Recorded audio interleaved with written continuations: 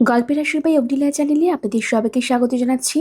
আপনারা শুনছেন সত্যজিৎ রায়ের লেখা সোনার কেল্লা। আজ এর শেষ পর্ব। লোকগুলোর গায়ের রং একেবারে সদ্য কালি দিয়ে বুরুশ করা নতুন জুতোর মতো চকচকে।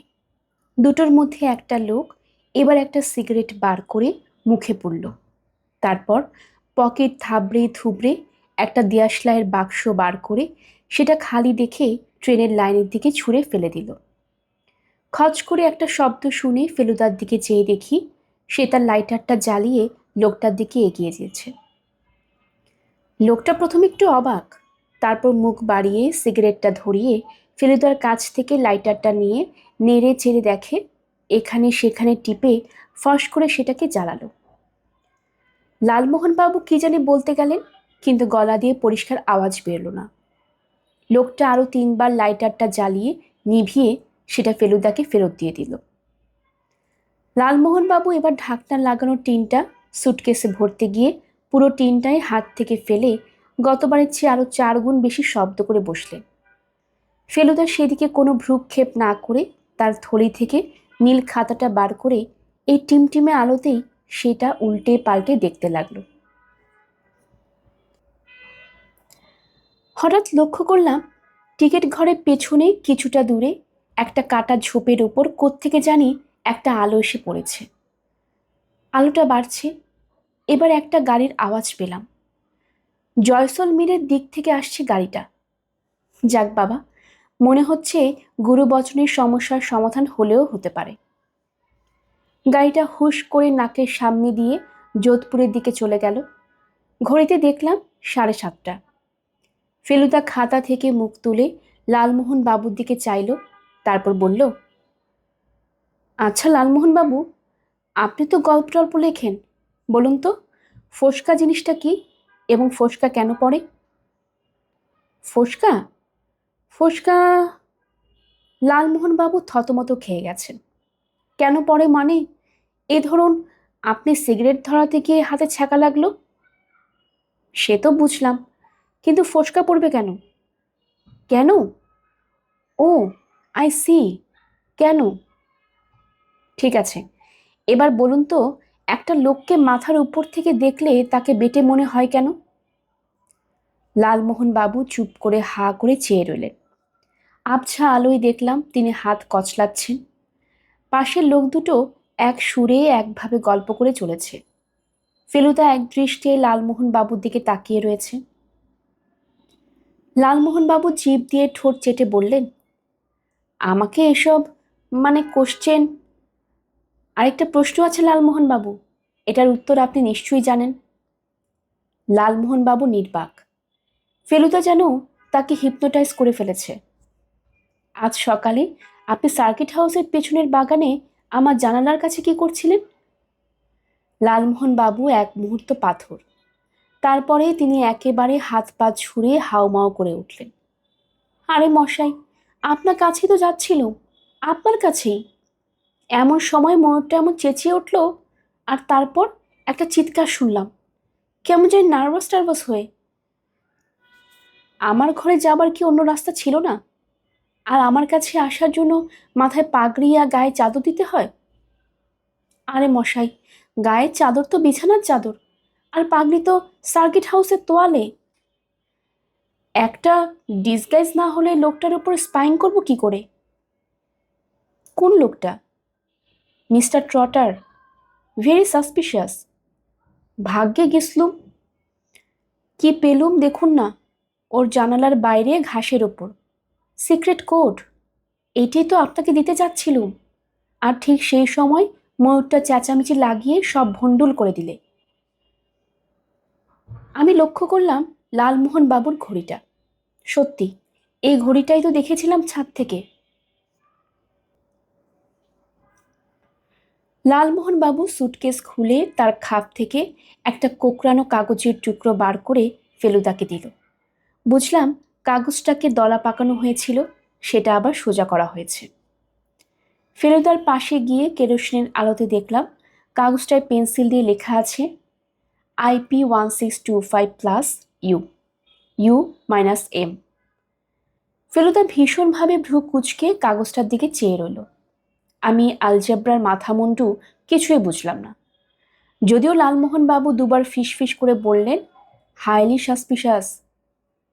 ফেলুদা ভাবছে, আর ভাবতে ভাবতে আপন মনে বিড়বিড় করছে, 1625, 1625, এই সংখ্যাটা কোথায় যেন দেখেছি রিসেন্টলি। ট্যাক্সির নম্বর? আমি জিজ্ঞেস করলাম। ওহ, 1625, 1625।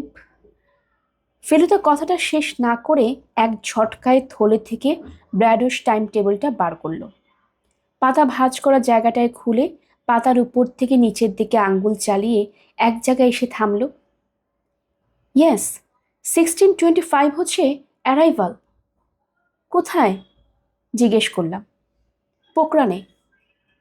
বললাম, তাহলে তো পিটা পোকরান হতে পারে। পোকরানে 1625, আর বাকিটা? বাকিটা বাকিটা আইপি, আবার প্লাস ইউ। তলার এমটা কিন্তু ভালো লাগছে না মশাই, লালমোহন বাবু বললেন। এম বললে কিন্তু মার্ডার মনে পড়ে।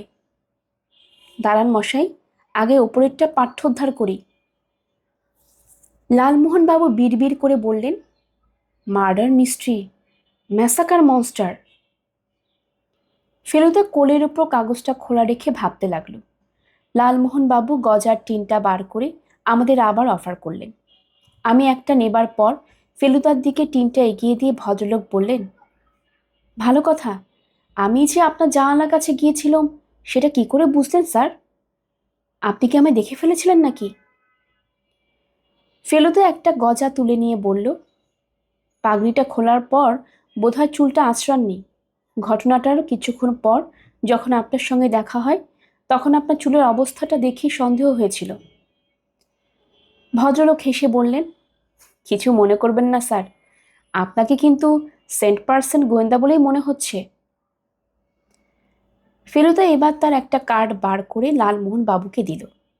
লালমোহন বাবুর দৃষ্টি উদ্ভাসিত হয়ে উঠল। ওহ, প্রদোষ সি মিটার, এটা কি আপনার রিয়েল নাম? আগে হ্যাঁ। সন্দেহের কোনো কারণ আছে কি? না, মানে ভাবছিলাম কি অদ্ভুত নাম। অদ্ভুত? অদ্ভুত নয়, দেখুন না কেমন মিল যাচ্ছে। প্রদোষ প্রো হচ্ছে প্রফেশনাল, দোষ হচ্ছে ক্রাইম, আর সি হচ্ছে টু সি, অর্থাৎ দেখা, অর্থাৎ ইনভেস্টিগেট। অর্থাৎ Prodosh C is equal to professional crime investigator. সাধু সাধু। আর মিটার? মিটারটা একটু ভেবে দেখতে হবে। লালমোহন বাবু মাথা চুলকে বললেন, কিছু ভাবার দরকার নেই, আমি বলে দিচ্ছি। ট্যাক্সি মিটার জানেন তো? সেই মিটার, অর্থাৎ ইন্ডিকেটর। তার মানে শুধু ইনভেস্টিগেশন নয়, অলসো ইন্ডিকেশন। ক্রাইমের তদন্তই শুধু নয়, ক্রিমিনাল বার করে তার দিকে অঙ্গুলি নির্দেশ। হলো তো? লালমোহন বাবু ব্রাভো বলে হাততালি দিয়ে উঠলেন। ফেলুদা কিন্তু আবার সিরিয়াস। আরেকবার হাতের কাগজটার দিকে দেখে সেটাকে শার্টের বুক পকেটে গুজে রেখে সিগারেটটা বার করে বলল, আই এবং ইউ এর অবশ্য খুব সহজ মানে হতে পারে। আই অর্থাৎ আমি, এবং ইউ অর্থাৎ তুমি, কিন্তু প্লাস ইউটা গোলমেলে। আবার দ্বিতীয় লাইনটার কোনো কিনারাই করা যাচ্ছে না। তপসে, তুই বরং হোল্ডলটা বিছিয়ে শুয়ে পড়। আপনিও লালমোহন বাবু, এখনও তো 7.5 ঘন্টা দেরি ট্রেন আসতে। আমি আপনাদের ঠিক সময় তুলে দেব। কথাটা মন্দ বলেনি ফেলুদা, শুধু স্ট্র্যাপ দুটো খুলে হোল্ডলটাকে বিছিয়ে প্ল্যাটফর্মের উপর শুয়ে পড়লাম। চিত হওয়া মাত্র আকাশের দিকে চোখ গেল, আর তখনই বুঝতে পারলাম যে একসঙ্গে এত তারা আমি জীবনে কখনো দেখিনি। মরুভূমিতে কি আকাশটা তাহলে একটু বেশি পরিষ্কার থাকে? তাই হবে। আকাশ দেখতে দেখতে ক্রমে চোখটা ঘুমে বুজে গেল। একবার শুনলাম লালমোহন বাবু বলছেন, উঠে চললে গাটে বেশ ব্যথা হয় মশাই। আর একবার যেন বললেন, এম ইস মার্ডার। এরপর আর কিছু মনে নেই। ঘুম ভাঙল ফেলুদার ঝাঁকানিতে। তপসে, উঠে পড়, গাড়ি আসছে। তড়াক করে উঠে হোলডল বেঁধে ফেলতে ফেলতে ট্রেনের হেডলাইট দেখা গেল। মিটার গেজের প্যাসেঞ্জার গাড়ি, কামরাগুলো তাই খুবই ছোট, যাত্রীও বেশি নেই, তাই একটা খালি ফার্স্ট ক্লাস পাওয়াতে খুব একটা অবাক লাগলো না। কামরা অন্ধকার, হাত ধুয়ে সুইচ বার করে টিপে কোনো ফল হলো না। লালমোহনবাবু বললেন, সভ্য দেশে রেলের বাল্ব লোপাট হয়ে যায়, ডাকাতের দেশে তো ওটা আশা করাই ভুল। ফেলুদা বলল, তোরা দুজন দুদিকের বেঞ্চিতে শুয়ে পড়, আমি মাঝখানে বেঞ্চিতে শতরঞ্জি পেতে ম্যানেজ করছি। ঝাড়া 6 ঘন্টা সময় আছে হাতে, দিব্যি গড়িয়ে নেওয়া যাবে। লালমোহনবাবু একবার একটু আপত্তি করেছিলেন, আপনি আবার ফ্লোরে কেন মশাই, আমাকে দিন না। কিন্তু ফেলুদা একটু কড়া করে, মোটেই না বলাতে ভদ্রলোক বোধহয় গাঁটের ব্যথার কথা ভেবেই বেঞ্চিতে হোলডল খুলে পেতে নিলেন। গাড়ি ছেড়ে প্ল্যাটফর্ম পেরোনোর 1 মিনিটের মধ্যেই কে একজন আমাদের দরজায় পাদানিতে লাফিয়ে উঠল। লালমোহনবাবু হেসে বলে উঠলেন, আরে বাবা, গাড়ি রিজার্ভ হ্যাঁ, জেনানা কামরা হ্যাঁ। এবারে ঝড়াক করে আমাদের দরজাটা খুলে গেল। আরেকটা উজ্জ্বল টর্চের আলো জ্বলে উঠে কয়েক মুহূর্তের জন্য আমার চোখ ধাঁধিয়ে দিল। সেই আলোতেই দেখলাম একটা হাত আমাদের দিকে এগিয়ে এসেছে, আর সেই হাতে চকচক করছে একটা লোহার নলওয়ালা জিনিস। আমাদের তিনজনেরই হাত মাথার উপর উঠে গেল। এবার উঠুন তো বাবুরা, দরজা খোলা আছে, একে একে নেমে পড়ুন তো বাইরে।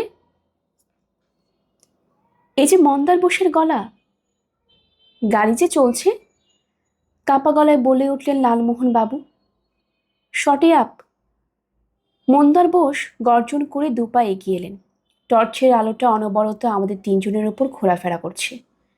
ন্যাকামো হচ্ছে, কলকাতায় চলন্ত ট্রাম বাস থেকে ওঠানামা করা হয় না, উঠুন উঠুন।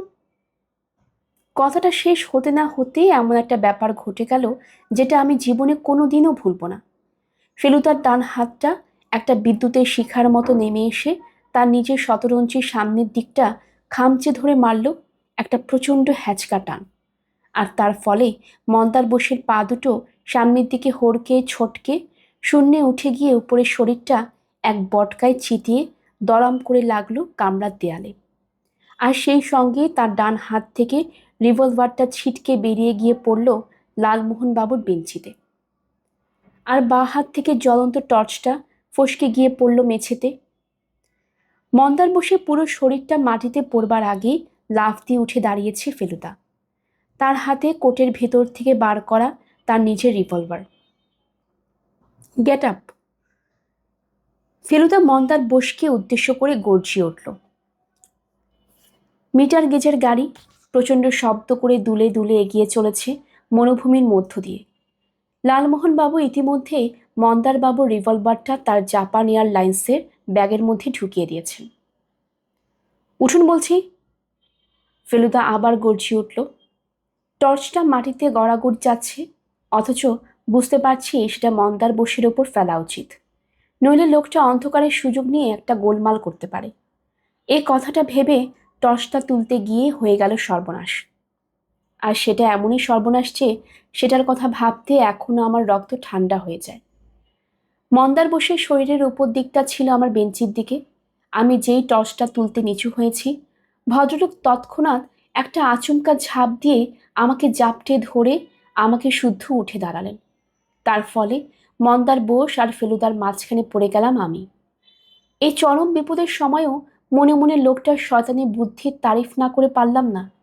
বুঝতে পারলাম ফেলুদা প্রথম রাউন্ডে আশ্চর্যভাবে জিতলেও দ্বিতীয় রাউন্ডে বেকায়দায় পড়ে গেছে। এটাও বুঝলাম যে এই অবস্থাটার জন্য দায়ী একমাত্র আমি। মন্দার বোস আমাকে পিছন থেকে আঁকড়ে ধরে সামনের দিকে রেখে খোলা দরজাটার দিকে পেছুতে লাগলেন। কাঁধের কাছটায় কি যেন একটা ফুটছে, বুঝলাম সেটা মন্দার বোসের হাতের একটা নখ। নীলু হাতের যন্ত্রণার কথা মনে পড়ে গেল। ক্রমে বুঝলাম দরজা খুব কাছে এসে গেছি, কারণ বাইরে থেকে কনকনে ঠান্ডা হাওয়া এসে আমার বাঁ কাঁধটায় লাগছে। আরও এক পা পেছলেন মন্দার বোস। ফেলুদা রিভলভার উঁচিয়ে রয়েছে, কিন্তু কিছু করতে পারছে না। জ্বলন্ত টর্চটা এখনো ট্রেনের দোলার সঙ্গে সঙ্গে মেঝের এদিক ওদিক করাচ্ছে। হঠাৎ পেছন থেকে একটা প্রচণ্ড ধাক্কা খেয়ে আমি ফেলুদার উপর হুমড়ি খেয়ে পড়লাম। আর তারপরেই একটা শব্দ পেলাম, যাতে বুঝলাম যে মন্দার বোস চলন্ত ট্রেন থেকে লাফিয়ে পড়েছেন। তিনি বাঁচলেন কি মরলেন সেটা বোঝার কোনো উপায় নেই। ফেলুদা দরজা দিয়ে গলা বাড়িয়ে কিছুক্ষণ দেখে ফিরে এলো।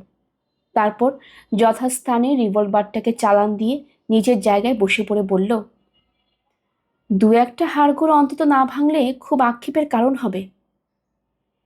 লালমোহন বাবু যেন একটু অতিরিক্ত জোরে হেসে উঠে বললেন, বলেছিলাম না মশাই, লোকটা সাসপিশাস।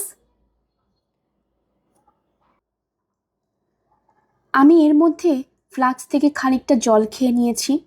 বুকের ধড়ফড়ানিটা আস্তে আস্তে কমছিল, নিঃশ্বাস প্রশ্বাস স্বাভাবিক হয়ে আসছিল। কি ভীষণ একটা ঘটনা কয়েক মুহূর্তের মধ্যে ঘটে গেল, সেটা যেন এখনো ঠিক বিশ্বাস করে উঠতে পারছিলাম না। ফেলুদা বলল, শ্রীমান তপেশ ছিলেন বলেই লোকটা এই যাত্রা পার পেয়ে গেল, নইলে বন্দুকটা নাকের সামনে ধরে ওর পেট থেকে সব বার করে নিতাম। অবশ্য। ফেলুদা থামল, তারপর বলল, খুব বড় বিপদের সামনে পড়লেই দেখেছি আমার মাথাটা বিশেষ রকম পরিষ্কার হয়ে যায়। ওই সংকেতের মানেটা এখন স্পষ্ট বুঝতে পারছি। বলেন কি? বললেন লালমোহন বাবু। ফেলুদা বলল, আসলে খুবই সহজ। আই হচ্ছে আমি, পি হচ্ছে পোকরান, ইউ হচ্ছে তুমি, আর এম হচ্ছে মিত্তির, প্রদোষ মিত্তির। আর plus minus? I P 16:25 plus U, অর্থাৎ আমি প্রোক্রান পৌঁছচ্ছি বিকেল 4:25। তুমি আমার সঙ্গে এসে যোগ দিও। আর ইউ মাইনাস এম? আরও সহজ, তুমি মিত্তিরকে কাটাও। কাটাও? ধরা গলায় বললেন লালমোহন বাবু।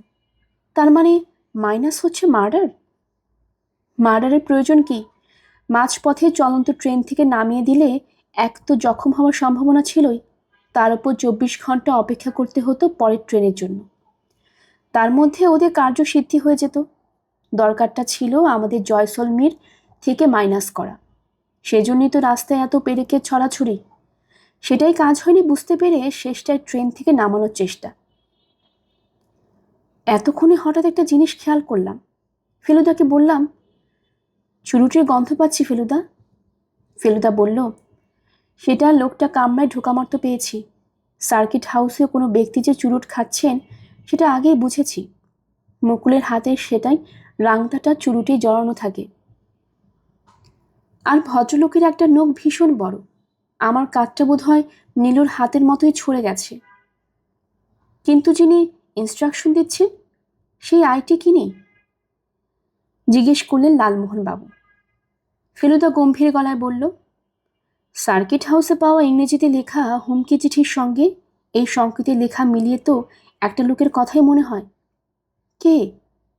আমরা দুজনে একসঙ্গে জিজ্ঞেস করলাম। ডক্টর হেমাঙ্গ মোহন হাজরা। রাত্রে সব শুদ্ধ বোধ হয় ঘণ্টা দিনে ঘুমিয়েছি। যখন ঘুম ভাঙল তখন বাইরে রোদ। ফেলুদাকে দেখলাম মেঝে থেকে উঠে আমার বেঞ্চির এক কোণে বসে বাইরের দিকে চেয়ে রয়েছে। তার কোলে রয়েছে সে নীল খাতা, আর হাতে রয়েছে দুখানা চিঠি। একটা সে ইংরেজিতে হুমকি, আর অন্যটা ডক্টর হাজরার লেখা চিঠি। ঘড়িতে দেখে 6:45। লালমোহন বাবু এখনো দিব্যি ঘুমোচ্ছেন। খিদে পাচ্ছিল ভীষণ, কিন্তু গজা খেতে আর মন চাইছিল না। জয়সলমীর পৌঁছবে প্রায় 9টায়। বুঝলাম এই 2 ঘন্টার সময় খিদেটাকে কোনো রকমে চেপে রাখতে হবে। বাইরের দৃশ্য অদ্ভুত। মাইলের পর মাইল অল্প ঢেউ খেলানো জমি দেখা যাচ্ছে দুদিকে। তার মধ্যে একটা বাড়ি নেই, একটা লোক নেই, একটা গাছ পর্যন্ত নেই। অথচ মরুভূমি বলা যায় না, কারণ বালি মাঝে মাঝে থাকলেও বেশিরভাগটাই শুকনো সাদা ঘাস, লালচে মাটি আর লাল কালো পাথরের কুচি। এরপরেও যে আবার একটা শহর থাকতে পারে সেটা ভাবলে বিশ্বাস হতে চায় না। একটা স্টেশন এলো, জেঠা চন্দন। আমি ব্র্যাডোস খুলে দেখলাম এটার পর থাইয়ত হামিরা, আর তারপরেই জয়সলমীর। স্টেশন দোকান টোকান নেই, লোকজন নেই, কুলি নেই, ফেরিওয়ালা নেই। সব মিলিয়ে মনে হয় যেন পৃথিবীর কোনো একটা অনাবিষ্কৃত জায়গায় এই ট্রেনটা কেমন করে জানি এসে পড়েছে। ঠিক যেমনই করে রকেটে গিয়ে হাজির হয় চাঁদে। এবার গাড়ি ছাড়ার মিনিট খানেক পরেই লালমোহন বাবু উঠে পড়ে বিরাট একটা হাই তুলে বললেন, ফ্যান্টাস্টিক স্বপ্ন দেখলুম মশাই। একদল ডাকাত, তাদের গোঁফগুলো সব ভেড়ার শিঙের মতো প্যাঁচানো। তাদের আমি হিপনোটাইজ করে নিয়ে চলেছি একটা কেল্লার ভেতর দিয়ে। সে কেল্লায় একটা সুড়ঙ্গ, তাই দিয়ে একটা আন্ডারগ্রাউন্ড চেম্বারে পৌঁছলুম। জানি সেখানে গুপ্তধন আছে, কিন্তু গিয়ে দেখি একটা উট মেঝেতে বসে জিভে গজ খাচ্ছে। গজ খাচ্ছে সেটা জানলেন কি করে? ফেলুদা জিজ্ঞেস করল। হাঁ করে দেখালো? আরে না মশাই, স্পষ্ট দেখলুম। আমার দালদার টিনটা খোলা পড়ে আছে উটের ঠিক সামনে। থাইয়ত হামিরা স্টেশন পেরোনোর কিছুক্ষণ পরেই দূরে আবছে একটা পাহাড় চোখে পড়ল। এও সেই রাজস্থানের চ্যাপ্টা টেবল মাউন্টেন। আমাদের ট্রেনটা মনে হলো সেই পাহাড়ের দিকেই যাচ্ছে। 8টা নাগাদ মনে হলো পাহাড়টার উপর একটা কিছু রয়েছে। ক্রমে বুঝতে পারলাম সেটা একটা কেল্লা। সমস্ত পাহাড়ের উপরটা জুড়ে মুকুটের মতো বসে আছে কেল্লাটা। তার উপর সোজা গিয়ে পড়েছে ঝকঝকে পরিষ্কার সকালের ঝলমলে রোদ। আমার মুখ থেকে একটা কথা আপনা থেকেই বেরিয়ে পড়ল, নারকেল্লা। ফেলুদা বলল, ঠিক বলেছিস, এটাই হলো রাজস্থানে একমাত্র সোনার কেল্লা। বাড়িটা দেখে সন্দেহ হয়েছিল, তারপর গাইডবুক দেখে কনফার্ম হলাম। বাড়িটা যে পাথরের তৈরি, কেল্লাও সেই পাথরেরই তৈরি, ইয়েলো স্যান্ডস্টোন। মুকুল যদি সত্যিই করে জাতিস্বর হয়ে থাকে আর পূর্বজন্ম বলে যদি সত্যি কিছু থেকে থাকে, তাহলে মনে হয় ও এখানেই জন্মেছিল। আমি বললাম, কিন্তু ডক্টর হাজরা কি সেটা জানেন?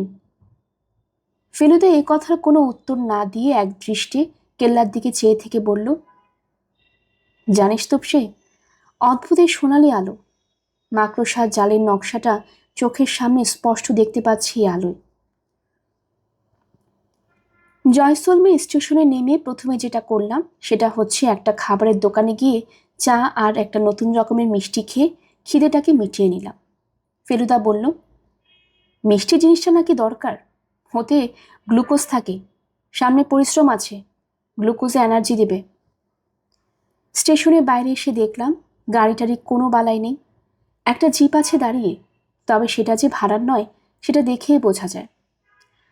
টাঙ্গা এক্কা সাইকেল রিক্সা টিক্সা কিচ্ছু নেই।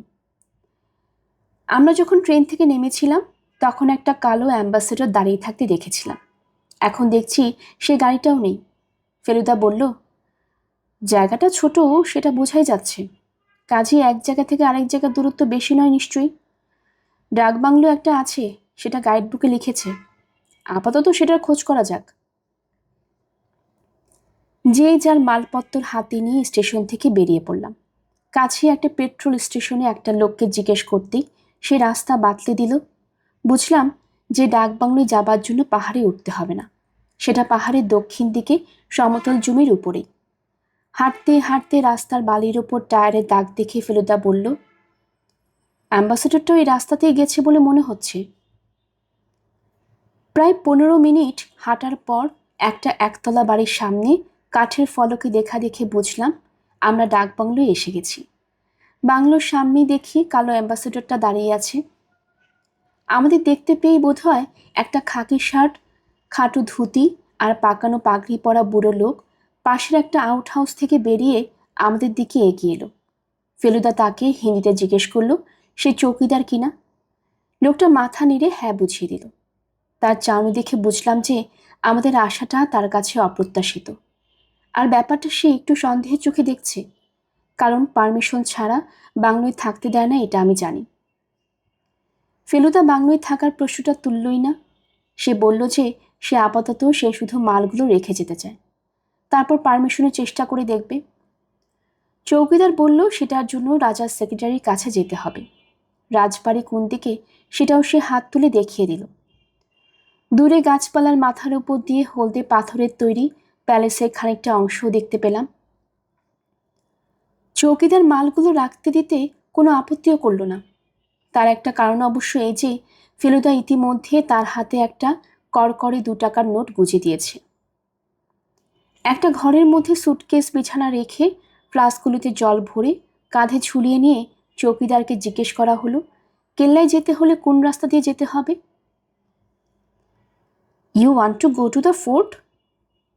প্রশ্নটা এলো বারান্দার ও মাথা থেকে। একটি ভদ্রলোক ওদিকের একটা ঘর থেকে সবেমাত্র বেরিয়েছেন।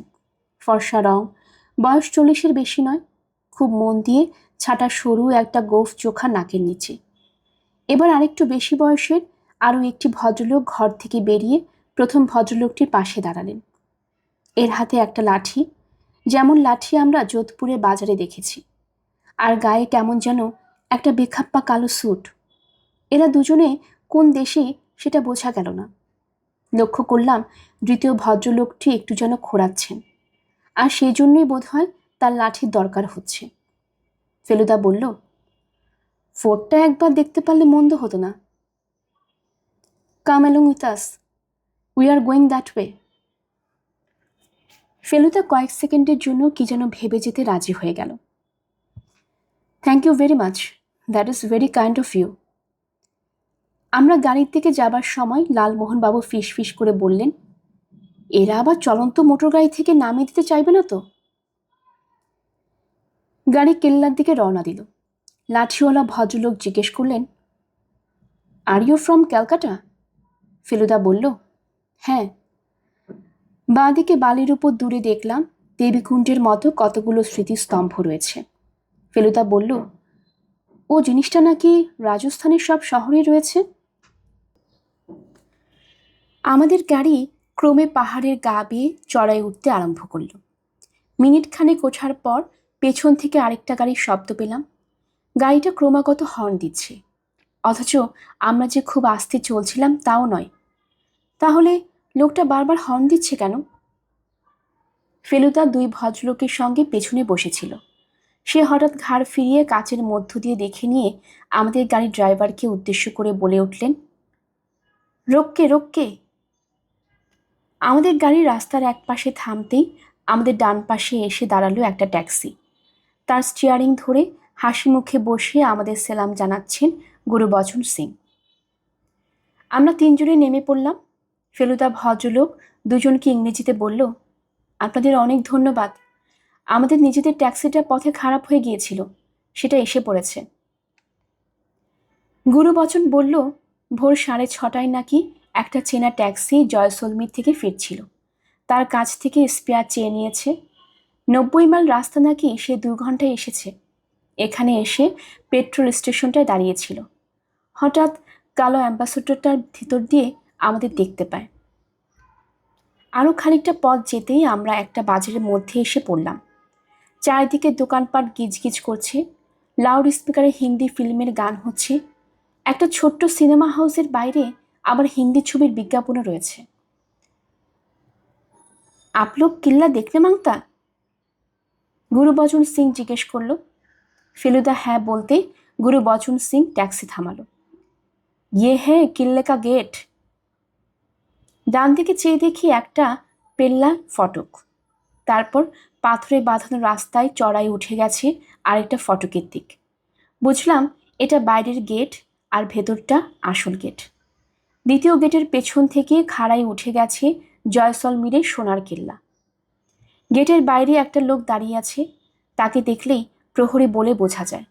ফেলুদা তাকে গিয়ে জিজ্ঞেস করল, সকালের দিকে কোনো বাঙালি ভদ্রলোক একটি ছোট ছেলেকে সঙ্গে করে কেল্লা দেখতে এসেছিল কিনা। ফেলুদা হাত দিয়ে মুকুলের হাইটটা বুঝিয়ে দিল। আয়া থা, কিন্তু এখন নেই, চলে গেছে। কখন? 8 ঘন্টা হবে। গাড়িতে এসেছিল? হ্যাঁ, এক ট্যাক্সি থা। কোন দিকে গেছে বলতে পারো? প্রহরী পশ্চিমের দিকে রাস্তাটা দেখিয়ে দিল। আমরা সেই রাস্তা ধরে অলি গলি দোকানপাটের মধ্য দিয়ে চলতে লাগলাম। লালমোহনবাবু সামনে বসেছেন গুরুবচনের পাশে, আমি আর ফেলুদা পেছনে। কিছুক্ষণ চলার পর ফেলুদা হঠাৎ প্রশ্ন করল, আপনার অস্ত্রটা আনেনি তো সঙ্গে?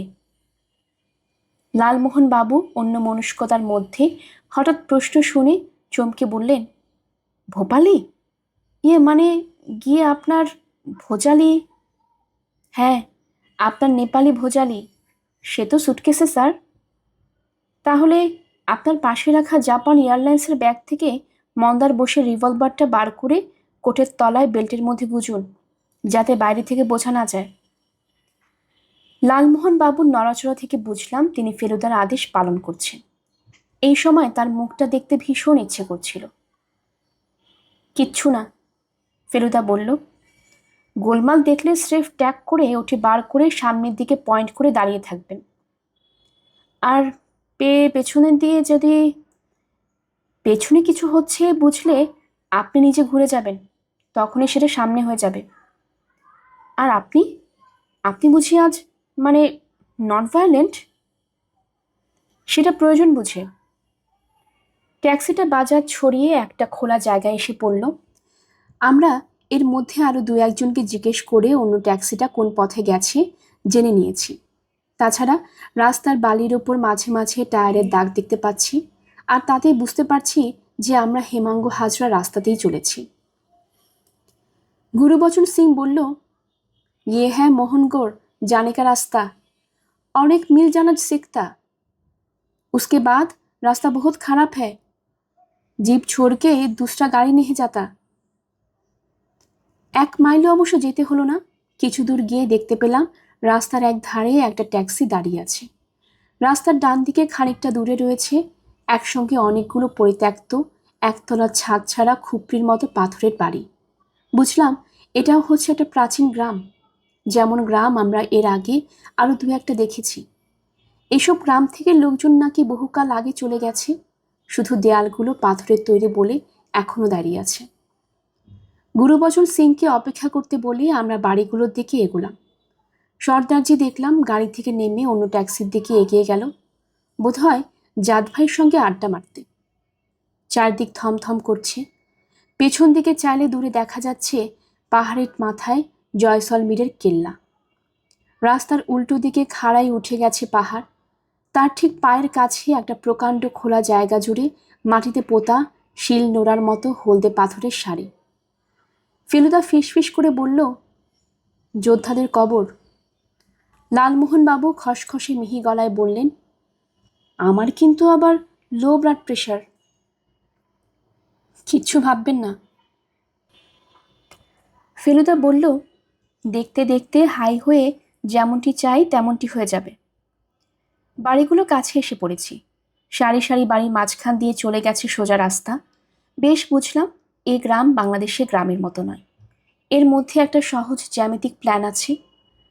কিন্তু ট্যাক্সির যাত্রীরা কোথায়? মুকুল কোথায়? ডক্টর হেমাঙ্গ হাজরা কোথায়? মুকুলে কিছু হয়নি তো? হঠাৎ খেয়াল হলো কানে একটা শব্দ আসছে, এখনো খুব আস্তে, কিন্তু কান পাতলে শোনা যায়, খট খট খটু। অত্যন্ত সাবধানে একটু শব্দ না করে আরও কয়েক পা এগিয়ে দেখলাম একটা চৌরাস্তায় এসে পড়েছি। আমরা এখনো দুটো রাস্তার ক্রসের মাঝখানে দাঁড়িয়ে আছি। ডান দিক দিয়ে শব্দটা আসছে। রাস্তার দুদিকে 10-12টা বাড়ির সারি, তাদের দেয়াল আর দরজা ফাঁকগুলো শুধু দাঁড়িয়ে আছে। আমরা ডান দিকের রাস্তাটা ধরেই পা টিপে টিপে এগোতে লাগলাম। ফেলুদা দাঁতের ফাঁক দিয়ে প্রায় শোনা যায় না এমনভাবে বলল, রিভলভার। আর সেই সঙ্গে তার নিজের হাতটাও চলে গেল কোটের ভেতর। আর চোখে দেখলাম লালমোহন বাবুর হাতেও রিভলভার এসে গেছে, আর সেটা অসম্ভব কাঁপছে। হঠাৎ একটা খচমচ আওয়াজ শুনে আমরা থমকে দাঁড়ালাম, আর তার পর মুহূর্তে দেখলাম রাস্তার শেষ মাথায় বাঁ দিকের একটা বাড়ির দরজা দিয়ে মুকুল দৌড়ে বেরিয়ে এলো। তারপর আমাদের দেখতে পেয়ে আরও দ্বিগুণ জুড়ে ছুটে এসে ফেলুদার বুকের উপর ঝাঁপিয়ে পড়ল। সে হাঁপাচ্ছে, তার মুখ রক্তহীন ফ্যাকাশে। আমি জিজ্ঞেস করতে যাচ্ছিলাম, কি হয়েছে? কিন্তু ফেলুদা ঠোঁটে আঙ্গুল দিয়ে আমার কথা বন্ধ করে দিল। ফিসফিস করে ওকে একটু দেখুন বলে মুকুলকে লালমোহন বাবু জিম্মায় রেখে ফেলুদা নিঃশব্দে এগিয়ে চলল যেখান থেকে মুকুল বেরিয়েছে সেই দিকে। আমিও চললাম তার পেছন পেছন। এগুলোর সঙ্গে সঙ্গে শব্দটা বাড়ছে। মনে হলো কে যেন পাথর নিয়ে নাড়াচাড়া করছে, খট খটাং খুটু খুটু। বাড়িটার কাছে পৌঁছে দেয়ালের দিকটায় ঘেঁষে গেল ফেলুদা, আর 3 পা বাড়াতেই দরজার হা করা ফাঁকটা দিয়ে দেখলাম ডক্টর হাজরাকে ঘরের এক কোণে দাঁড়িয়ে আমাদের দিকে পিঠ করে পাগলের মতো একটা ভাঙা পাথরের স্তূপ থেকে একটার পর একটা পাথর তুলে একপাশে ফেলছেন। আমরা যে এসে দরজার মুখে দাঁড়িয়ে তাকে দেখছি সেটা তার খেয়ালই নেই। আরেকবার সামনে এগুলো ফেলুদা, তার হাতে রিভলভার ডক্টর হাজরার দিকে উঁচনো। হঠাৎ উপর দিক থেকে একটা ঝটপট শব্দ। একটা ময়ূর পাঁচিলের উপর থেকে লাফিয়ে পড়েছে।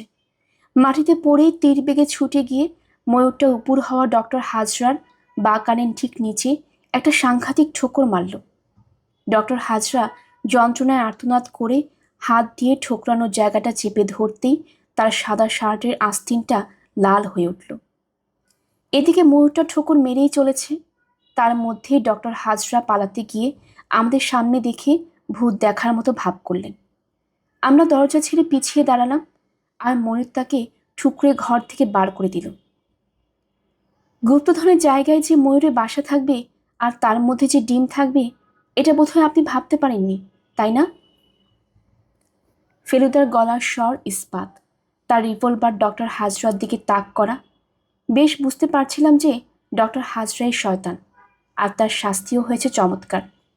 কিন্তু অন্য অনেক কিছুই এখনো এত ধোয়াটে হয়েছে যে মাথাটা কেমন জানি গোলমাল হয়ে যাচ্ছিল। একটা গাড়ির শব্দ পাওয়া গেল। ডক্টর হাজরা মাটিতে উপর হয়ে আছেন। তার ঘাড়টা আস্তে আস্তে ফেলুদার দিকে ফিরল। তার বাঁ হাতটা এখন একটা রক্তাক্ত রুমাল সমেত ক্ষতের উপর চাপা। ফেলুদা বলল, আর কোনো আশা নেই জানেন, এবার আপনার দুদিকে রাস্তা বন্ধ। ফেলুদার কথা শেষ হবার আগেই ডক্টর হাজরা হঠাৎ চোখের পলকে দাঁড়িয়ে উঠে একটা উন্মাদ দৌড় দিলেন উল্টো দিকে। ফেলুদা রিভলভারটা নামিয়ে নিল, কারণ সত্যি পালাবার কোনো পথ নেই। উল্টো দিক থেকে আমাদের দুজন চেনা ভদ্রলোক এগিয়ে আসছে। যার হাতে লাঠি নেই তিনি খপ করে ক্রিকেট বল লোফার মতো ডক্টর হাজরাকে বগল দাবা করে নিলেন। এবার লাঠিওয়ালা ভদ্রলোকটি ফেলুদার দিকে এগিয়ে এলেন। ফেলুদা রিভলভারটা বাঁ হাতে চালান দিয়ে ডান হাতটা ভদ্রলোকের দিকে বাড়িয়ে দিয়ে বললেন, হাসুন ডক্টর হাজরা। ইনি ডক্টর হাজরা? ভদ্রলোক ফেলুদার সঙ্গে হ্যান্ডশেক করে বললেন, আপনি তো বোধহয় প্রদোষ মিত্তির। আগে হ্যাঁ, আপনার নাগরা পড়া দরুণ ফোসকাটা এখনো সরেনি বলে মনে হচ্ছে। আসল ডক্টর হাজরা হেসে বললেন, পরশু সুধীর বাবুকে ট্রাঙ্ক কল করেছিলাম, উনি বললেন আপনি এসেছেন। যা বর্ণনা দিলেন তা থেকে চিনতে কোনো অসুবিধা হয়নি। আলাপ করিয়ে দিই, ইনি হলেন ইন্সপেক্টর রাঠোর। আর উনি? ফেলুদা হাত করা পড়া মাথা হেট করা ময়ূরের ঠোকর খাওয়া ভদ্রলোকটির দিকে দেখালো। উনি বুঝে ভবানন্দ? ইয়েস, বললেন ডক্টর হাজরা, ওরফে অমিয়নাথ বর্মন, ওরফে the great barman, wizard of the east. Bhabananda এখন রাজস্থানে পুলিশের জিম্মায়। তার বিরুদ্ধে অভিযোগ ডক্টর হেমাঙ্গ হাজরাকে খুন করার চেষ্টা, তার জিনিসপত্র নিয়ে চটকে পড়া, নিজের নাম ভারিয়ে হেমাঙ্গ হাজরা ভূমিকা গ্রহণ করা ইত্যাদি। আমরা ডাকবাংলোর বারান্দায় বসে উঠে দুধ দেওয়া কফি খাচ্ছি। মুকুল সাম্যের বাগানে দিব্যি ফুর্তিতে খেলে বেড়াচ্ছি, কারণ সে জানে আজই সে কলকাতা রওনা হবে। সোনার কিল্লা দেখার পর তার আর রাজস্থানে থাকার ইচ্ছে নেই। ফেলুদা আসলো, ডক্টর হাজরার দিকে ফিরে বলল, ভবানন্দ শিকাগোতে সত্যি ভণ্ডামি করছিল তো? কাগজে যা বেরিয়েছিল তা সত্যি তো? হাজরা বললেন, 16 আনা সত্যি। ভবানন্দ আর তার সহকারী মিলে যে কত দেশে কত কুকীর্তি করেছে তার ইয়ত্তা নেই। তাছাড়া শিকাগোয় আরও ব্যাপার আছে। নিজের ভণ্ডামির সঙ্গে সঙ্গে আমার মিথ্যে বদনাম রটাচ্ছিল, আমার কাজে বিস্তর অসুবিধা করছিল। কাজেই শেষটায় বাধ্য হয়ে স্টেপ নিতে হলো। অবশ্যই এই হলো 4 বছর আগের কথা। ওরা কবে দেশে ফিরেছে জানি না। আমি ফিরেছি মাত্র 2-3 মাস হলো। সুধীরবাবুর দোকানে গিয়েছিলাম, সেখানে তার ছেলের কথা শুনে তাকে দেখতে যাই। তার পরের ব্যাপার তো আপনি জানেনই। আমি যখন মুকুলকে নিয়ে রাজস্থানে আসা স্থির করলাম, তখন কিন্তু ভাবতেই পারিনি যে আমার পিছনে লোক লাগবে। এক ঢিলে 2 পাখি কে না মারতে চায় বলুন? ফেলুদা বলল, একে গুপ্তধনের আশা, তার উপর আপনার উপর প্রতিশোধ। তা এদের সঙ্গে কলকাতা দেখা হয়নি আপনার?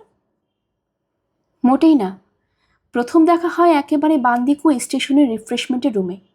আমি আগ্রায় একদিন না থেকে ওদের সঙ্গে দেখাই হতো না। ভদ্রলোকে নিজে থেকে এসে আমার সঙ্গে আলাপ করলেন। আপনি চিনতে পারলেন না? কি করে চিনব? শিকাগোতে তো এরা ছিলেন একেবারে শস্ত্র গুষ্ফ সম্বলিত মহর্ষি মহেশ। তারপর তারপর আমাদের সঙ্গে এক টেবিলে বসে খেলো, ম্যাজিক দেখিয়ে মুকুলের সঙ্গে ভাব জমালো, একই ট্রেনে একই কামরায় উঠল। কিশনগড়ে নেমে মুকুলকে কেল্লা দেখাবো সেটা আগেই ঠিক করেছিলাম, কিন্তু এরাও যে আমার পিছু পিছু নেমেছে সেটা জানতে পারিনি। আমি কেল্লায় যাবার কিছু পরেই এরা পৌঁছেছে। জনমানব শূন্য জায়গা, চোরের মতো এসেছে, আড়ালে আড়ালে তাকে তাকে থেকেছে, সুযোগ পেয়ে পাহাড়ের উপর থেকে ঠেলে ফেলে দিয়েছে। গড়াতে গড়াতে শখানেক ফুট নিচে গিয়ে একটা ঝোপড়ায় আটকে পড়ে বেঁচে গেলাম। জামা খুললে দেখবেন সবাঙ্গ ছড়ে গেছে। যাই হোক, এই ঝোপড়ার পাশে ঘণ্টাখানেক ওইভাবেই রয়ে গেলাম। আমি চাইছিলাম যে ওরা আপদ গেছে ভেবে নিশ্চিন্তে মুকুলকে নিয়ে চলে যায়। যখন স্টেশনে পৌঁছলাম ততক্ষণে 8টার মারোয়ার ট্রেন চলে গেছে। আর তাতে করে চলে গেছে মুকুল এবং আমার যাবতীয় মালপত্র সমেত ওই দুই ধুরন্ধর। তার মানে লোকের কাছে আমার সঠিক পরিচয়টা দেবার রাস্তাটাও তারা বন্ধ করে দিয়ে গেছে। মুকুল ওদের সঙ্গে যেতে আপত্তি করল না? ডক্টর হাজরা হাসলেন। মুকুলকে চিনতে পারেননি এখনো?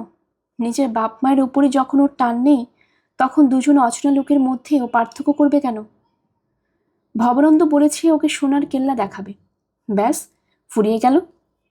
যাই হোক, হাল তো ছাড়লামই না, বরং জিদ চেপে গেল। মানিব্যাগটা সঙ্গেই ছিল। নিজের ছেঁড়া জামা কাপড় পুটলির মধ্যে নিয়ে নতুন পোশাক কিনে রাজস্থানী সাজলাম। নাগরা পরা অভ্যাস নেই, পায়ে ফোসকা পড়ে গেল। পরদিন কিশনগড়ে আপনাদের কামরায় উঠলাম।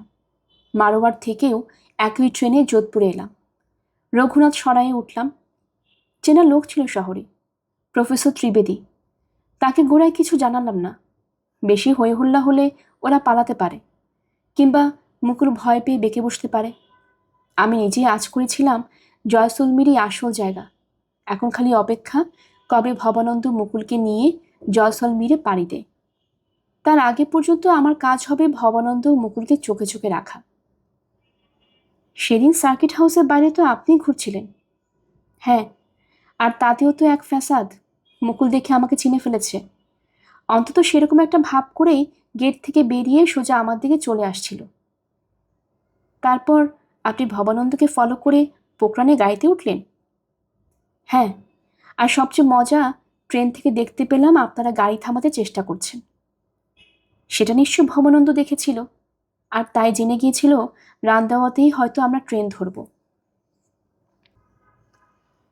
ডক্টর হাজরা বলে চললেন, ট্রেনে ওঠার আগে ত্রিবেদীকে ফোন করে জয়সলমীরে পুলিশকে খবর দিতে বলে দিয়েছিলাম। তার আগে অবশ্য ওর বাড়ি থেকে কলকাতায় ফোন করে আপনার আসার খবর পেয়েছি, আর ত্রিবেদীর কাছ থেকে একটি স্যুট ধার করে ভদ্রলোক সেজেছি। ফেলুদা বলল, পোকরানে গিয়ে বোধহয় দেখলেন ভবানন্দর অ্যাসিস্ট্যান্ট ট্যাক্সি নিয়ে হাজির, তাই না? ওখানেই তো গন্ডগোল হয়ে গেল। I loss them. 10 ঘন্টা অপেক্ষা করে আবার রাত্রির ট্রেন ধরতে হলো। সে গাড়িতে যে আপনি আছেন তা তো জানিই না। আপনাদের প্রথম দেখলুম এই ডাকবাংলোতে। এখন আমার প্রশ্ন হচ্ছে, আপনি কখন প্রথম ভবানন্দকে সন্দেহ করলেন? ফেলুদা হেসে বলল, ভবানন্দকে সন্দেহ করেছিলাম বললে ভুল বলা হবে। করেছিলাম ডক্টর হাজরাকে। যোধপুরে নয়, বিকানিরে। দেবীকুণ্ডে গিয়ে দেখি ভদ্রলোক হাত মুখ বাঁধা অবস্থায় পড়ে আছেন। তার ঠিক আগেই একটা দেশলাই কুড়িয়ে পাই, টেক্কা মার্কা। এটা রাজস্থানে বিক্রি হয় না। তারপর ভদ্রলোককে ওই বেগতিক অবস্থায় দেখে মনে হলো যে লোক এই কর্মটি করেছে তারই হয়তো দেশলাই। কিন্তু তারপর দেখলাম বাঁধনীয় গণ্ডগোল। একজন লোকের হাত পা একসঙ্গে বেঁধে দিলে সে লোকও অসহায় হয়ে পড়তে পারে, কিন্তু যেখানে শুধু হাত দুটো পেছনে বেঁধে দেওয়া হয়েছে সেখানে একটু বুদ্ধি থাকলে পা দুটোকে ভাঁজ করে তার তলা দিয়ে হাত দুটো সামনে এনে বাঁধন খুলে ফেলা যায়। বুঝতে পারলাম ভদ্রলোক নিজেই নিজেকে বেঁধেছেন। এটা বুঝেও কিন্তু ভাবছি ডক্টর হাজরাই আসল কালপ্রিট। শেষটায় চোখ খুলে গেল আজ সকালে ট্রেনে, আপনার প্যাডে লেখা ভবানন্দর একটা চিঠির দিকে চেয়ে থাকতে থাকতে। কিরকম? কাগজের ওপরে আপনার নাম ছাপা হয়েছে, তাতে জে দিয়ে হাজরা লেখা, আর ইনি নাম সই করেছেন চিঠির নিচে, তাতে দেখি জেড। তখনই বুঝলাম এই হাজরা আসল হাজরাই নন। কিন্তু ইনি তাহলে কে? নিশ্চয়ই যারা কলকাতায় নীলু ছেলেটিকে ধরে নিয়ে গিয়েছিল তাদেরই একজন। আর অন্যটি হচ্ছেন মন্দার বোস, যার ডান হাতের একটা নখ বড় আর যার মুখে সিগারেট গন্ধ আমিও পেয়েছি, নীলুও পেয়েছে। কিন্তু তাহলে আসল হাজরা কোন ব্যক্তি এবং তিনি এখন কোথায়? এর উত্তর একটাই হতে পারে। হাজরা হলেন তিনি যিনি নাগরা পরে পায়ে ফোসকা করেছিলেন, কিশনগড়ে আমাদের কামরায় উঠেছিলেন, সার্কিট হাউসের এবং বিকানের কেল্লার আশেপাশে ঘোরাঘুরি করছিলেন এবং জয়সলমীরের ডাকবাংলায় লাঠি হাতে খুঁড়িয়ে হাঁটছিলেন। ডক্টর হাজরা বললেন, সুধীরবাবু আপনাকে খবর দিয়ে খুবই বুদ্ধিমানের কাজ করেছিলেন, কারণ আমি একা বোধহয় জুত করে উঠতে পারতাম না। ভবানন্দর অ্যাসিস্ট্যান্টকে তো আপনারই জব্দ করেছেন, এবার তার হাতেও হাতকড়িটা পরালেই 16 কলা পূর্ণ হয়। ফেলুদা লালমোহন বাবুর দিকে দেখিয়ে বলল, মন্দার বোসকে প্রথম সন্দেহ করার পেছনে কিন্তু এনার যথেষ্ট কন্ট্রিবিউশন আছে। লালমোহন বাবু এর মধ্যে অনেকবার একটা কথা বলতে চেষ্টা করেছেন, কিন্তু পারেননি। এবার তিনি সেটা বলে ফেললেন। আচ্ছা স্যার, তাহলে গুপ্তধনের ব্যাপারটা কি হচ্ছে? ওটা ময়ূরে পাহারা দিচ্ছে দিক না, বললেন ডক্টর হাজরা। ওদের বেশি ঘটালে কি ফল হয় সেটা তো দেখলেন। ফেলুদা বলল, আপাতত আপনার কাছে যে গুপ্তধনটা রয়েছে সেটা তো ফেরত দিন মশাই। অবশ্য যেভাবে উঁচিয়ে রয়েছে আপনার কোটটা কোমরের কাছে, তাতে গুপ্ত করা বলা চলে না। লালমোহন বাবু বেশ একটু মনমরা ভাবেই মন্দার বোসের রিভলভারটা বার করে ফেলুদাকে দিয়ে দিলেন। সেটা হাতে নিয়ে থ্যাংক ইউ বলেই ফেলুদা হঠাৎ কেমন জানি গম্ভীর হয়ে গেল। তারপর রিভলভারটা নেড়ে চেড়ে দেখল, তারপর বিড়বিড় করে বলল, বলিহারি মিস্টার ট্রটার, এভাবে ভাওতা দিলেন প্রদোষ মিত্তিরকে? কি ব্যাপার, কি হলো? আমরা সমস্বরে বলে উঠলাম, আরে এ যে একেবারে ফাঁকি, মেড ইন জাপান। ম্যাজিশিয়ানরা স্টেজে ব্যবহার করে রিভলভার। সকলে হেসে ফেটে পড়ার আগে ফেলুদার হাত থেকে রিভলভারটা দিয়ে দাঁত বার করে জটায়ু বললেন, for my collection and as a স্মৃতিচিহ্ন of powerful adventure in Rajasthan. Thank you sir. গল্পের আসবাই অগ্নিলা চ্যানেলে আপনারা শুনছিলেন সত্যজিৎ রায়ের লেখা সোনার কেল্লা। আজ ছিল এর শেষ পর্ব। আপনারা যারা নতুন আমাদের চ্যানেলটি শুনছেন, কাইন্ডলি চ্যানেলটি সাবস্ক্রাইব করে নেবেন। আরও অনেক গল্প পাঠ রয়েছে, আশা করি আপনাদের কাছে সেগুলো ভালো লাগবে। আরও কোনো গল্প আপনাদের কাছে থাকলে অবশ্যই আমাদের কমেন্ট করে জানাবেন, আমরা সেগুলো পড়ার চেষ্টা করব। নতুন কোনো গল্প নিয়ে হাজির হব। সবাই ভালো থাকবেন, ধন্যবাদ।